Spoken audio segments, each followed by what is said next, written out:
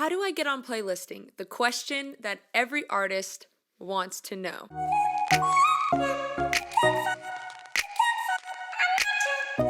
What up, everyone? Welcome to Music Blueprint. My name is Gina Fontanella. As you probably know by now, I'm one of the co-founders of Music Blueprint, where we teach musicians how to become full-time, how to make that moolah. And one of the questions that I get asked all the time is about Spotify playlisting and just general playlisting. How do I get on a playlist? How do I do it? I know my outfit is a little bit extra today, but you know what? I was kind of feeling it, and I was feeling the shimmery jacket, the reflective jacket. But moving on, let's just take it step by step. I think there are a lot of different ways that you can get your songs on playlisting, and it's trying to hit all of these different things, especially when you're just a person by yourself. You know, you don't have a team, you don't have a manager, you don't have a label, you don't have anything. When you're doing it all on your own, there's a lot of work to be done. So let's take it step by step. First one I would like to acknowledge is blogs. A lot of blogs have their own curated playlist that everybody who reads their blog goes to and listens to. In my personal experience, blogs haven't given me that much of a return, if I'm being totally honest. To me, it seems like it's a lot of work, and the ROI, return of investment, if you guys don't know what ROI is not that great.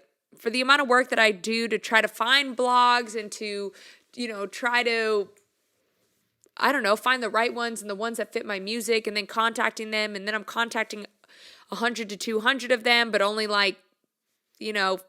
20 get back to me. It's just a lot of work when my goal is solely to do playlisting. Like, I would be better off individually texting a heartfelt message to each person in my phone than getting on a blog. But that's just my personal opinion. I know with some other blogs that's not the case.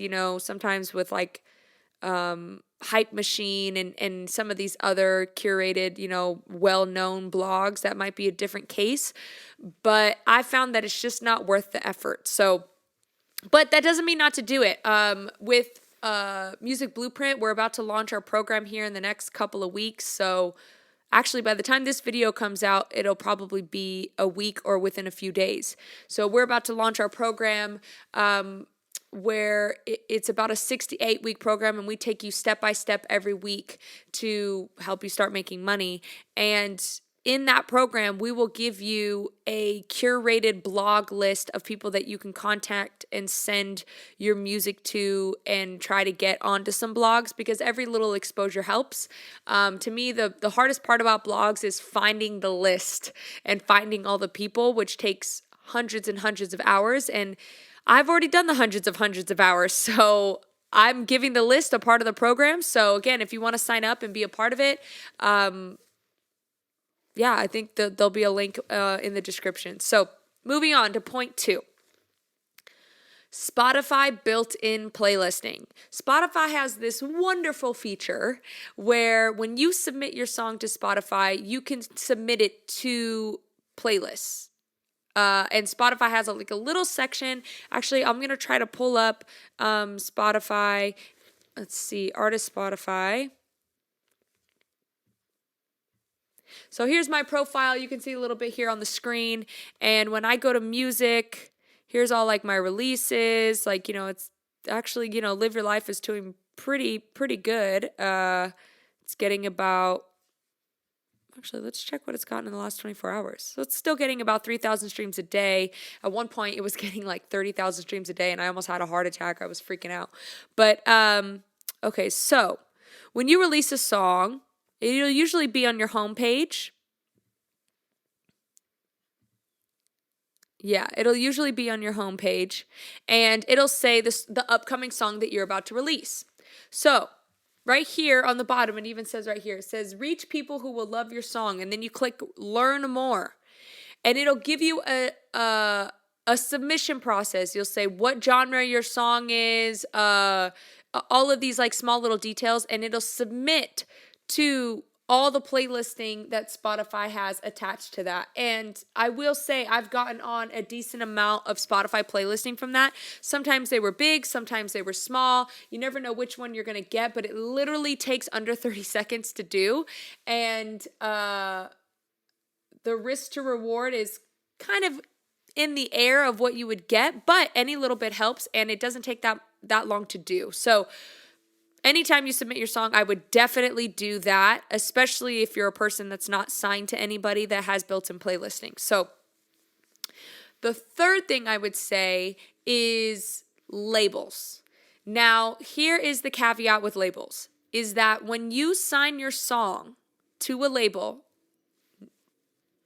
almost every label deal that I have been a part of per single, because I only do single deals with labels because that seems the better situation, is that they take half. That's the typical. Now, I have, this past year, I had about 300,000 monthly listeners, and I negotiated a 70-30 deal where the label took 30 and I took 70. So there are some situations where you can negotiate, but 9 times out of 10, they're going to take half. So whatever the song makes, they're taking half of it, and you're taking the other half. That's basically how it goes down. But with a lot of people, they're more worried about the numbers than necessarily the money. So if you're a person that look, I'm only getting 100,000 streams. If I sign with a label, I'll get 1 million. That looks a lot better. So it would almost be worth, hey, if I'm throwing in the towel in a sense of being I'm not going to make any money and I'm okay with that just for the exposure. So again, if you're thinking of things as from a marketing perspective, everything is about visuals with people, right? People will listen to a song that has 1 million streams more likely than people will listen to a song that has 100,000 streams. It's unfortunate. It doesn't mean that anyone's song is better, but that's just how the game is played, and that's just how human nature is. So in terms of a label, if you sign with a label and they already have a built-in playlisting, you're like, oh, cool. Well, I'm guaranteed 250,000 streams. That looks really good to me. And honestly, 250,000 streams is only going to make you about $1,250 on Spotify anyways. So if you just think of it as, oh, I just spent $1,200 on marketing, well, great. Then you spent $1,200 on marketing. So that's a way to look at it. I have found pretty good success with labels. For example, recently my song Live Your Life that I just released. I'll add a little information above if you want to check it out. But that song I did with Suave, and Suave has incredible built-in playlisting, and that song is about to cross 800,000, I believe. So that looks really good on my profile and my page. And that was one of the reasons why I was able to negotiate some other deals with some other labels, because when that song released, I had 300,000 monthly listeners. So it looked really good to me, and I was able to leverage a lot of things with some artists that typically I wouldn't have been able to get a hold of, because they would look at my Spotify page and be like, oh, she only has 10,000 monthly listeners. I don't really care to write with her, or I don't care to do a duet with her, or whatever. But when I had 300,000 monthly listeners, people were talking a different tune. So again, it's all a numbers game, unfortunately. Try not to take it to heart. But yeah, I found pretty good success on the label side. And I've been paid out as well. I haven't had any problems with being paid out or anything like that. So something to think about, something to try, something to research as well, finding the best label for you. All the labels that I've worked with on that have all been on the EDM side. So I don't really know too many pop labels that have built-in playlisting, or R&B labels, other than the huge big machine ones what's it called, Warner or Capitol Records or Universal. Those are the only ones I know for pop playlisting and stuff like that. So, but it's definitely something to think about. The fourth thing I would say about really getting good playlisting and getting good numbers on Spotify is being consistent on Spotify. You have got to think of Spotify as a social platform.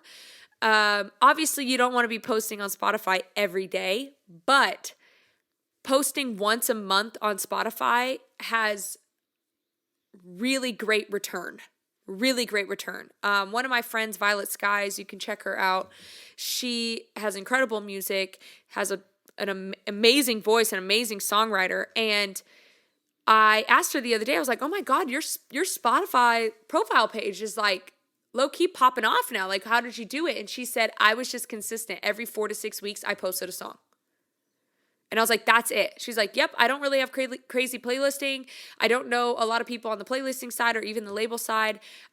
She's like, I knew a few, but I didn't have a ton of that. And I was just consistent about posting a song every 4 to 6 weeks. And Spotify did its thing on its own. So there is a built-in algorithm for exposure when you are consistent on Spotify. And I would assume that would be the same on every other music platform as well.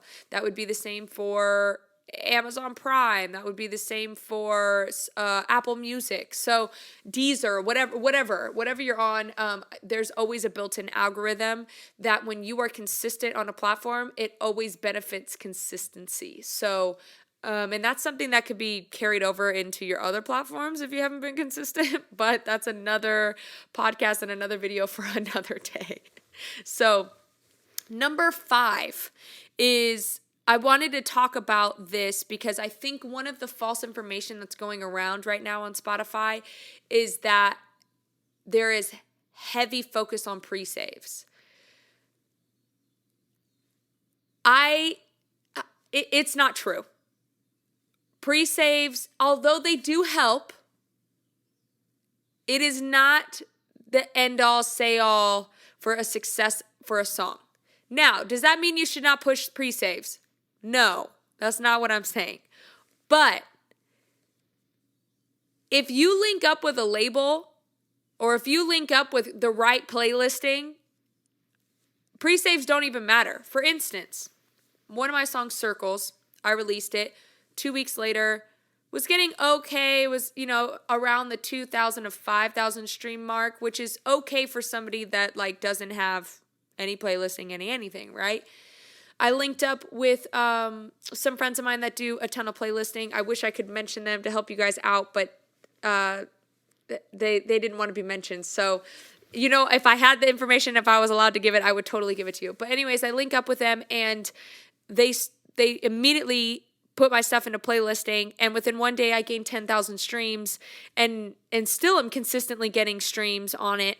And right now it's at 250,000 streams. So. And that was 2 weeks after the song was already released. And I did a decent amount of pre-saves as well.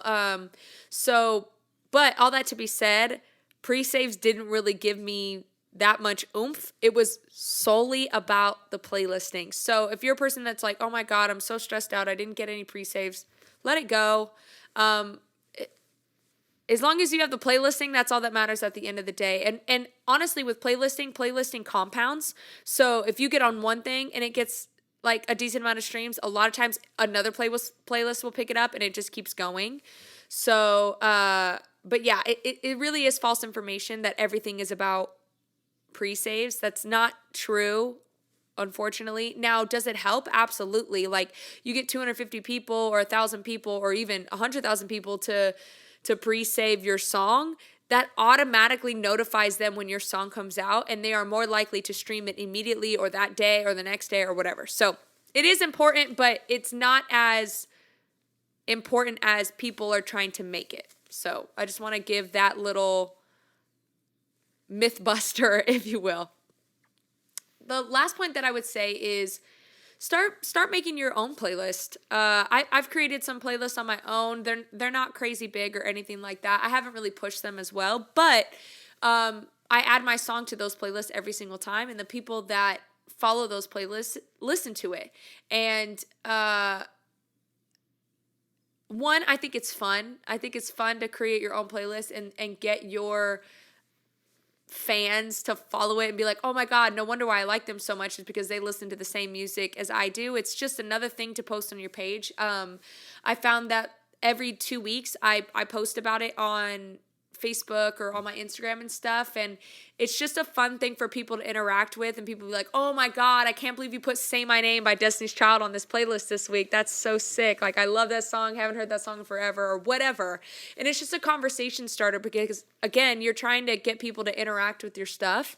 And people kind of get tired of the cool photo of you with a spray painted wall or like you singing or whatever. Like, break up the monotony with something like a playlist. It could be really fun. But also it's a low-key a cheat code to put your own music on it. And if it gets big enough, I know this is technically illegal with Spotify, but there are a ton of playlists out there that you can pay to be on. So if you get it big enough, you might create an income, but this is a disclaimer. It's illegal, so don't do it. I don't do it. I swear to God, to Spotify, I swear I don't do it. I don't even have a playlist big enough to do it. So, but I'm just saying, there are those playlists out there where you can pay to be on, and they'll get you like 10,000 streams for like $100 or whatever. But I know that they're really cracking down on bots. For instance, DistroKid just had a big ordeal where they just took down how many songs with it? It was like 750,000 songs off the platform because of bots, and the song got pushed because of bots and all this stuff. So anyways, be careful out there, folks. Don't do anything too crazy. But at the end of the day, I will say this: the most success that I have found with playlisting is linking up with a label. I know that's so like against independent, indie, whatever, but keep in mind, these are single deals. So yeah, I'm not locked into anything. So, and I think this is how the indie people survive is if you're not big enough yet, link up with these people, get the exposure that you need to get, and then consistently release songs. Again, you're having a marketing budget. If you pay $1,200 and you get 1 million streams, well, heck yeah. Like with my song Live Your Life, I didn't pay anything. Literally nothing. And I get half of the streaming. Well, I get a quarter because I split it with someone else. But of the song. Well, if that song gets 1 million streams and I get a quarter of that, and that's, $4,000 every million, I just made $1,000 and I didn't have to sacrifice anything. It's a pretty good deal in my opinion. So, and again, I say this all the time, it's always about having multiple avenues of revenue. Say it with me, multiple avenues of revenue. So there's some tidbits about what I think about playlisting in 2021. I would definitely try these things out. Again, if you're the person that's wearing all the hats right now and you don't have the big team to track down all these different things, I think it would be really smart to be smart with your time. The one thing you can't get back is time. And if you spend all your time trying to, nail down blogs and it doesn't really have that great of an ROI, then why do that? It might be better for you to find the curators for the playlist directly and contact them directly, or even on another note, I've got over 1,000 people on my phone. It'd be better to send a heartfelt message to people in your phone than it is to try to get some of these blogs. Just an opinion. Again, Music Blueprint is about to launch, which is super exciting. So we only have a limited amount of spots. This is our first launch that we're doing, which is a 6 to 8 week program, and it has a bunch of different things in it, a bunch of templates, a bunch of radio lists, blog lists, all these different things that we're giving away as part of the program. So please sign up, be a part of it. I'll add the link in the description below, and good luck out there, folks. Try to use some of these things with Spotify playlisting, and I'll see you next week. Peace.